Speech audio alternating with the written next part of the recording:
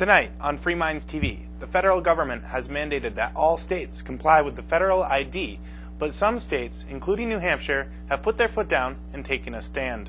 Also, will President George W. Bush and Vice President Dick Cheney be arrested if they set foot in certain Vermont towns? We'll tell you more. We're also going to be talking about the falling dollar, the downsizer dispatch, and a whole lot more when we come back on Free Minds TV.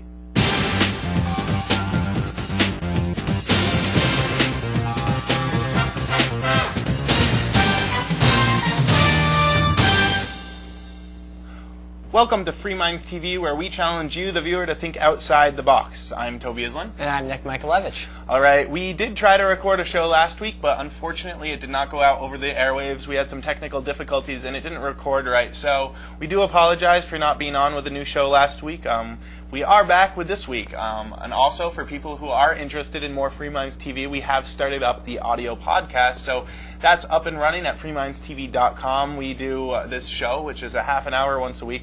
But we also have some audio podcasts that are up at freemindstv.com. You can subscribe to them, listen to them wherever you are, in your car, at work, on your computer, or on your iPod. It's all sorts of stuff. We get into more topics, get into more in-depth discussions and stuff. So if you like the show, check out the Free Minds TV audio podcast. So all at freemindstv.com. Also, on the last show, we were talking about House Bill 1623, which is decriminalizing small quantities of marijuana in the state of New Hampshire. We reported that there would be a full House vote on the 5th of March. That was postponed until the 12th, and then later it's been postponed till sometime before, I believe it's the 20th, so sometime in the next week and a half to 2 weeks. They will be voting on House Bill 1623, so if you'd like to have your voice heard, let the New Hampshire representatives know your opinion on this. We encourage you to do so. You can log on to nhcommonsense.org, and there's all sorts of different ways you can contact your representatives and let them know how you feel, or you can log on to our website, and there's links from there.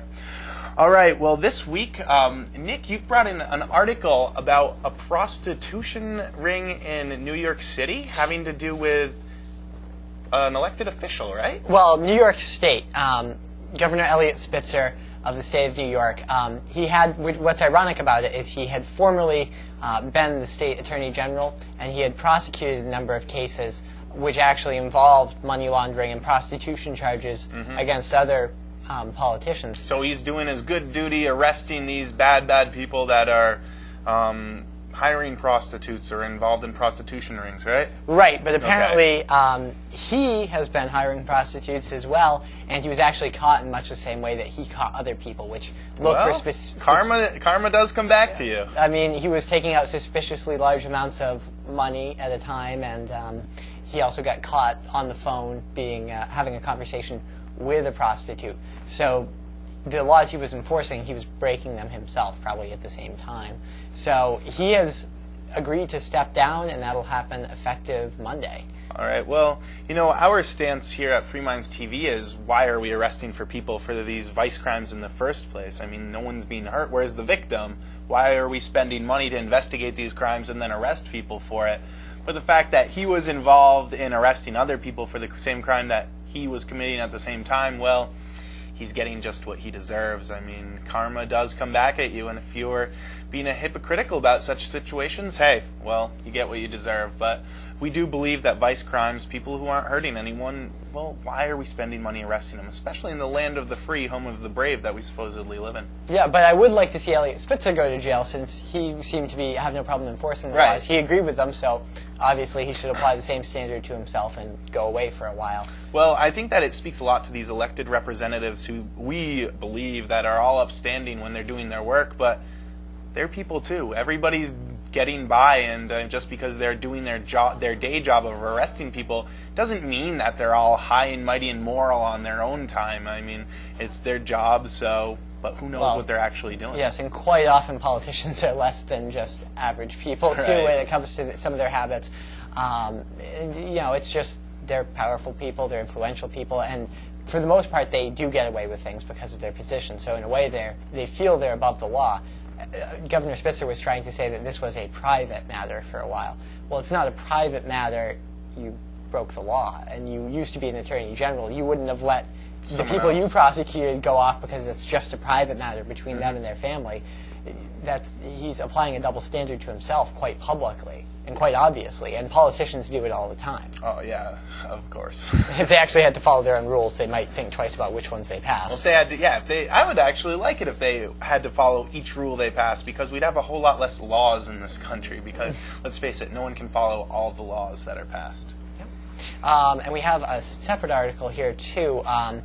Free Minds TV has been talking a lot about the falling dollar and how the government, the Federal Reserve in particular, has been weakening our dollar. Yeah, ever since 9/11 and our conquests abroad to fight terrorism, our dollar has taken quite the hit. We've seen on many episode after episode, we've reported on the dollar sinking more and more. Right, and not to mention our the amount of money we have to spend on Social Security, and we're starting to run into problems where we don't have the money anymore because the government spent it, and now we have bills coming due that we can't pay there either. I so think it's a double whammy. Over $40 trillion worth of bills we can't pay? Over 50, and it increases by $1 trillion or $2 every year we put it off.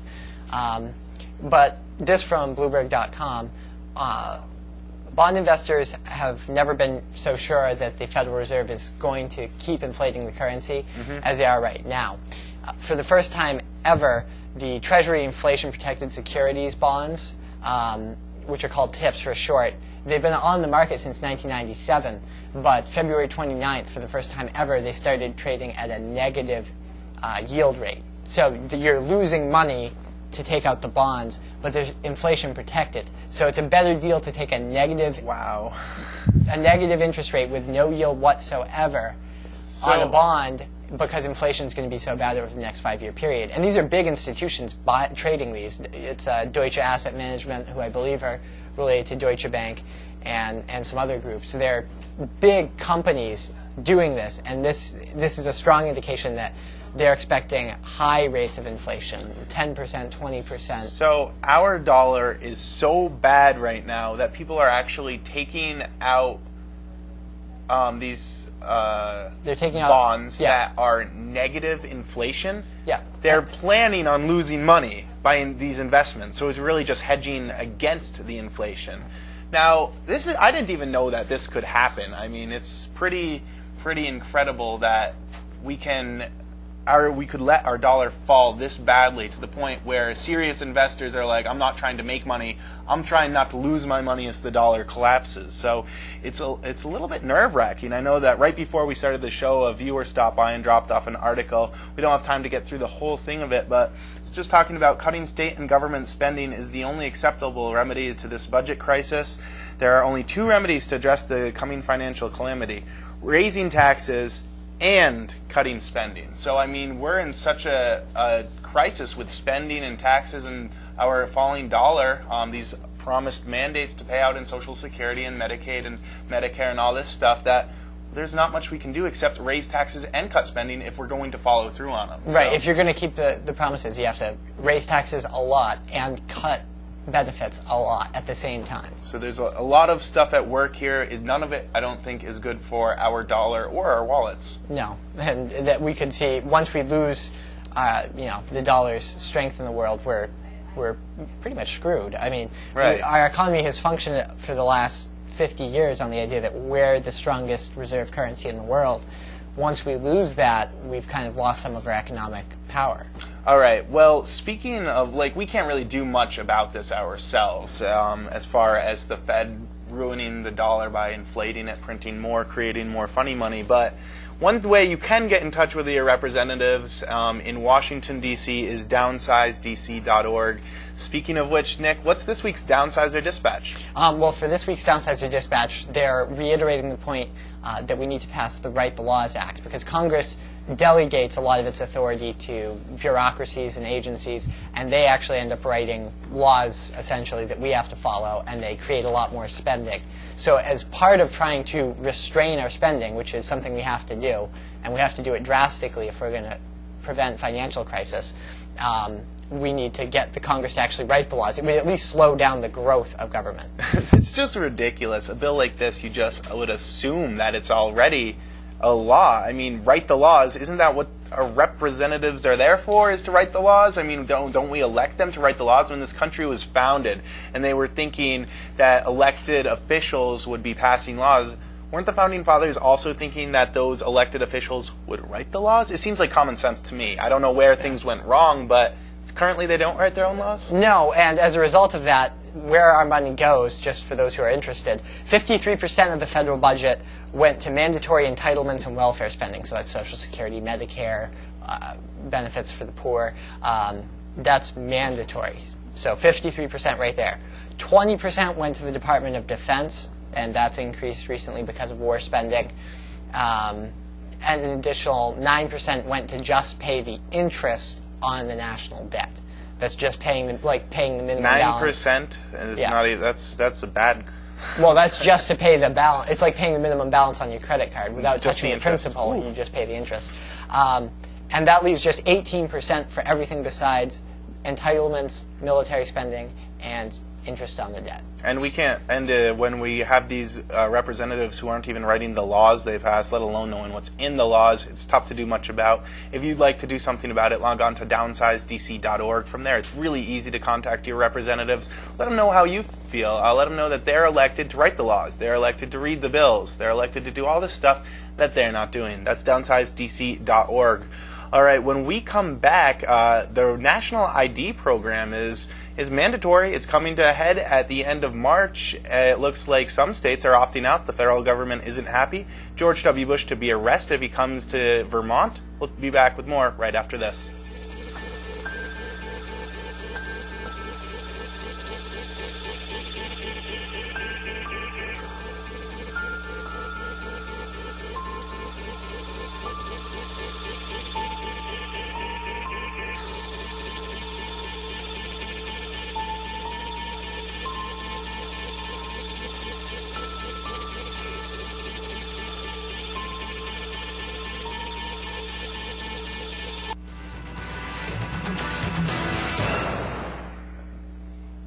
Welcome back to Free Minds TV, where we challenge you, the viewer, to think outside the box. As always, I am Toby Island. And I'm Nick Michaelevich. All right, we've talked about the Real ID, or National ID, as it's more rightfully called. Real ID makes it sound like it's real, it's the only one. What it really is just a nationalized, centralized database for the identifying Americans, U.S. citizens. The federal government has mandated the Real ID program to all the states comply. Nick, what's going on? Well, what's going on is that Homeland Security officials are now pushing the recalcitrant states, the states that have said they're not going to do it. And there's about 19, I believe, who've passed resolutions or passed laws saying they won't participate. And what they're threatening is that if we don't, New Hampshire and Maine, Montana, and South Carolina, apply for an extension by the end of March, then we're not going to be eligible to use our IDs, our state driver's licenses, at airports. There's certain other restrictions like getting into certain federal facilities. But we won't be able to fly using our state driver's license. It won't be accepted as an ID to fly. What you can do is you can fly without an ID in the United States. Most people don't realize this.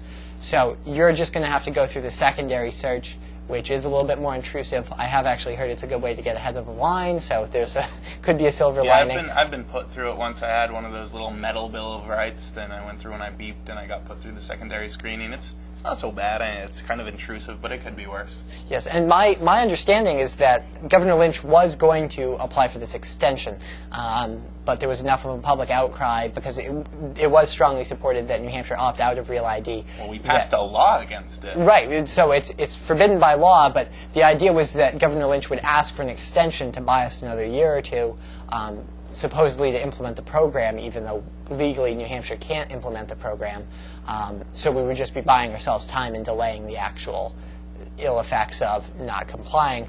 But it looks like he's not going to do that. Good. And Montana has taken a very hawkish line. Their governor and I believe the Secretary of State in Montana have taken a very hawkish line saying they think Montanans would be proud to walk through the secondary screening line rather than comply. And I have to hand it to Montana. Lately, they've been taking a very strong line against federal mandates. Well, the federal government's acting like a bully in this one. They're coming down and saying, if you states don't succumb to our mandates and implement this national ID program, which is really just Big Brother, it would allow for a national database that's not very secure. Everybody's data in the same thing. It would include social security numbers, could include include DNA, retina scans, whatever they want to put in it would all be in a centralized database. That's not very secure. Anyone who knows about security and holding vital information knows that you don't put it all in one place. That's foolish. That means that anyone who hacks in and gets through has access to anybody's identity that they want. And it's more intrusive than just a driver's license, because driver's licenses don't have as much stuff as this national ID card could have. Yeah, they identify you by your name and your address, and I know in New Hampshire you can keep your Social Security and most of the other information off of it.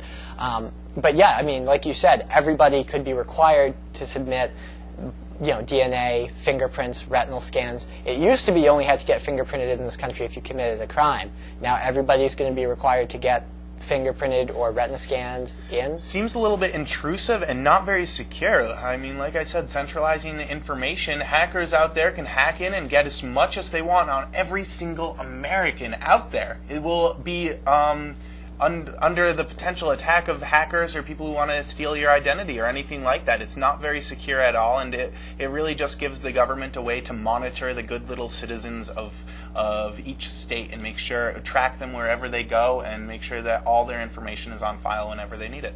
And under Real ID, the requirements as to whether retinal scans or something like that would be included would be made completely by the Secretary of Homeland Security. It wouldn't be an act of Congress, and it wouldn't even be the President. The Secretary of Homeland Security can decide all by himself without any authorization to simply change the requirements any state that accepts it. Well, I've got to say I'm very proud to live in New Hampshire, live for your die state, and be in a place where people have stood up and said, no, enough's enough. We're going to stand up to the bullies that are the federal government.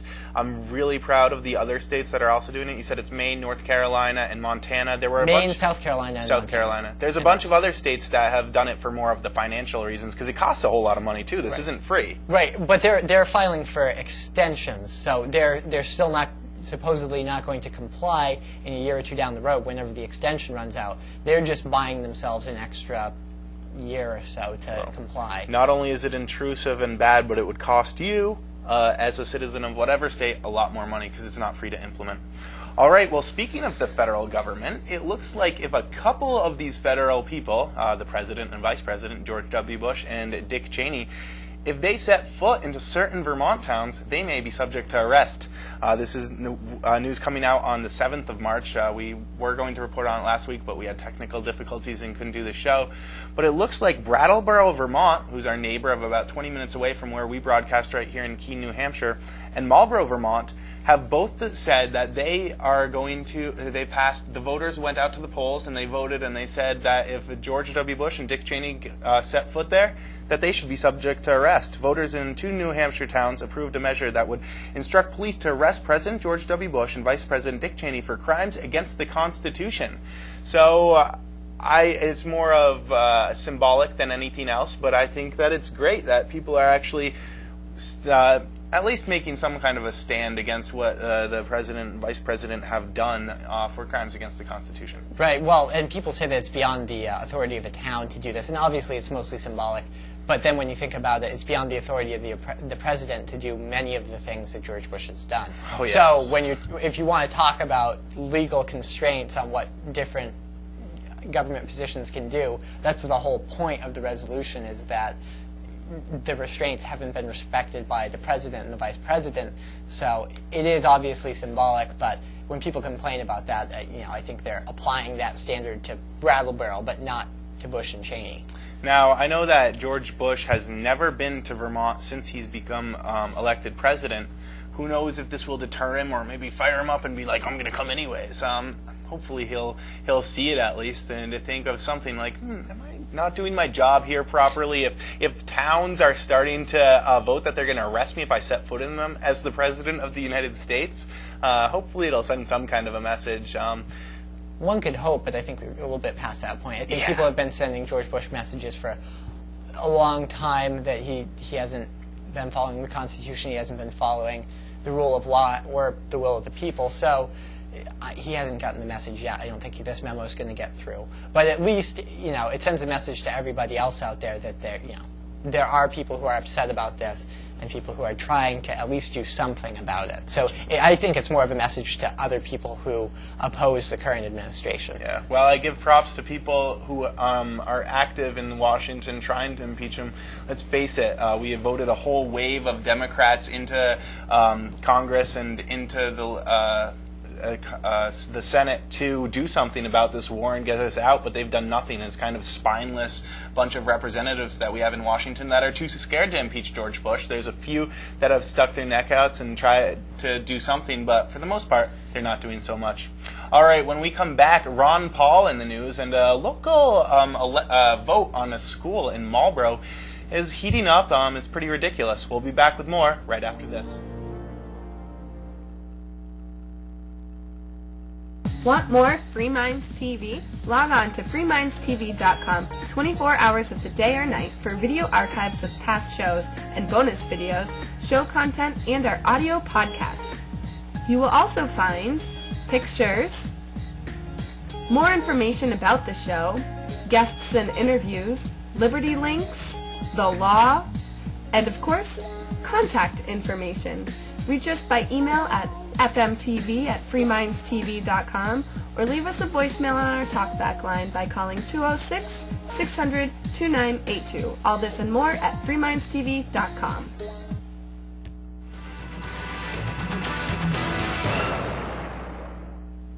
Welcome back to Free Minds TV, where we challenge you to think outside the box. As always, I am Toby Island. And I'm Nick Michaelevich. All right, well, we've talked about the Marlboro, New Hampshire vote before. They've been for 3 years now deciding whether or not they should build a new elementary school. We've been reporting on it ever since Free Minds TV got off the ground a little over a year ago.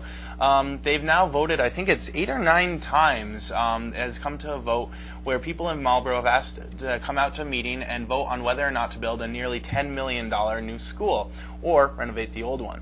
Well, every single time they've come out, the voters have said, no, we can't afford this. It has not, they require a 2/3 majority to pass this through, and every single time they have not gotten it. Now, like a bunch of little kids who can't listen when their parents say no, the majority of people, the people who want the new school, keep on coming back and making the voters come out again and again. They've been told now this time when it passed and they were told, no, we're not going to build a new school. They couldn't get a majority of the vote. Well, they've already scheduled another vote for the next month. So every time the voters say no, well, it's just brought up the next month. Now, does it seem right for the voters to just continue over and over and over again to keep on bringing this issue up month after month, not even waiting long periods of time? It doesn't, but of course they do have a straight majority. They have more than 50%. So it's one of those situations where it is unfortunate. I can see, I guess the majority has the votes.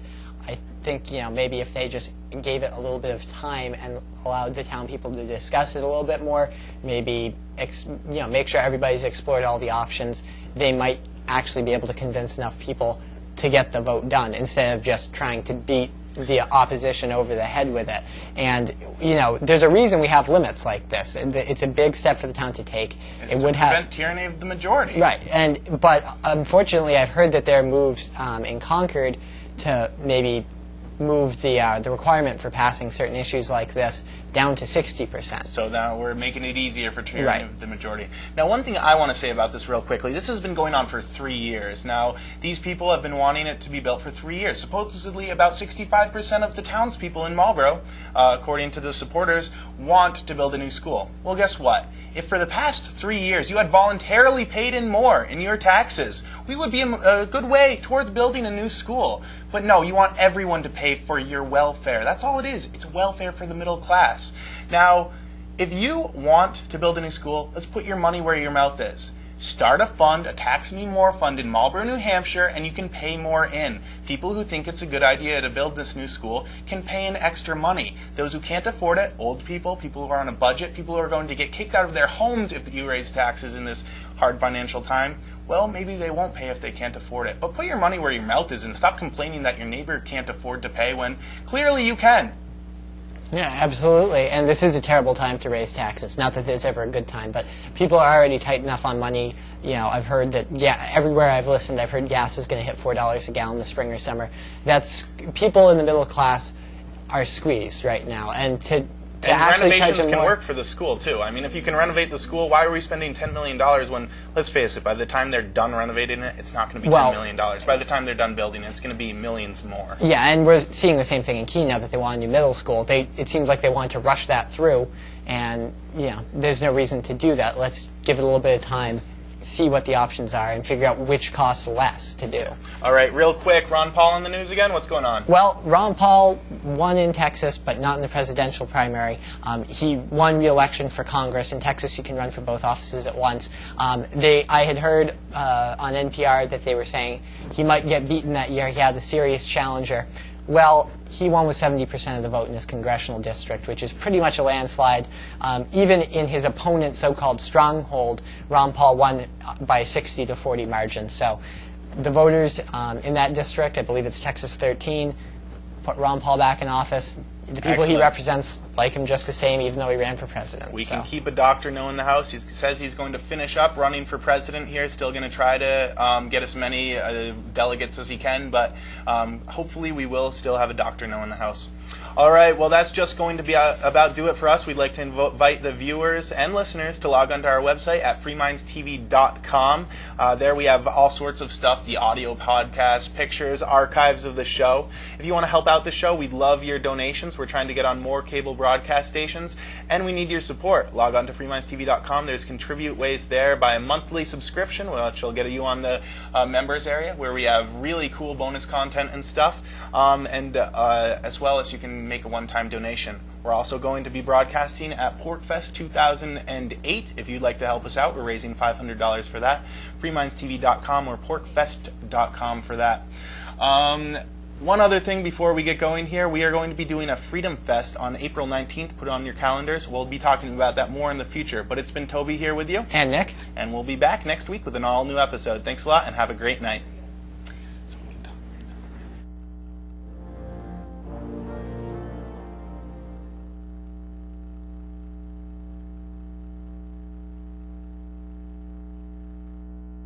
He has served his country in the military, the Congress, and the Senate.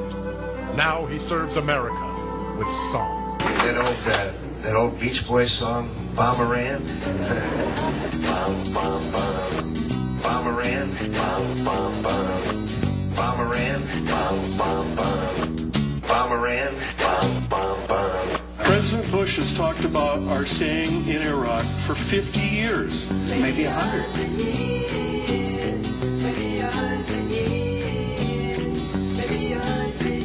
Maybe 100. Maybe 100. I'm sorry to tell you, there's going to be other wars. Other wars. Wars. Other wars. Wars.